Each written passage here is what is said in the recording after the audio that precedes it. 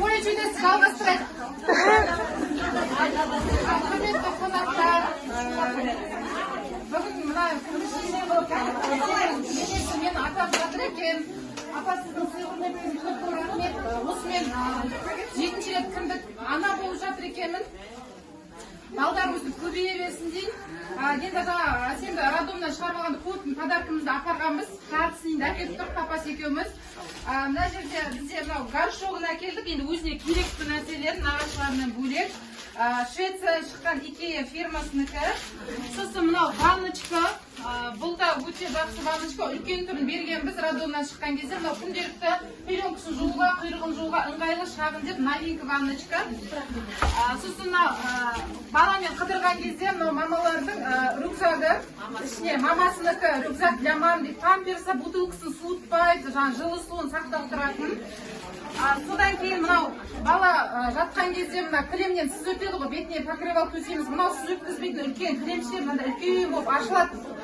Термоковрик деп атайды бұны. Содан кейін бала жүріп бастап жүрген кезде мынау ходуногы, өте жақсы фирманікі.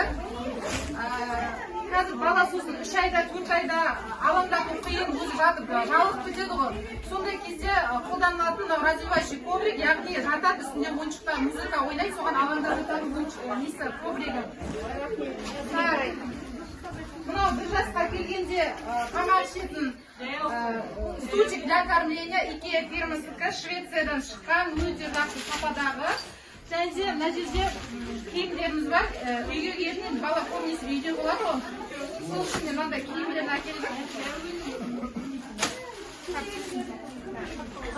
Мына жерде құдай бала бола алмай жүрген, сәби аңсап жүрген киімдеріміз болса соларға горшоктар,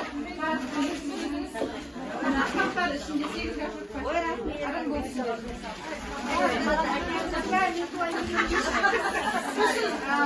Мен шілдехана болады дегеннен осы әсемнің үлкен әжесі бар үйінде. Соны Ақтауда Қайрат Қуандық деген зергер бар, арнайы күміс соқтыр мына әжесізге. Сізді жасыңызды берсіңдер.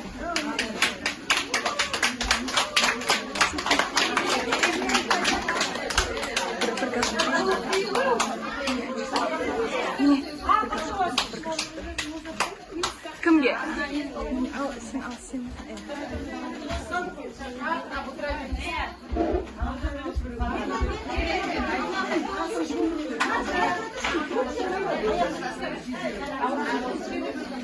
Содан кейін әсемнің өзінің немесіне де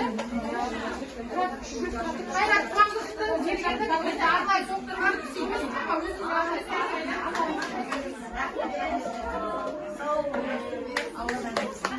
Шашып жіберейін, шашып жіберейін.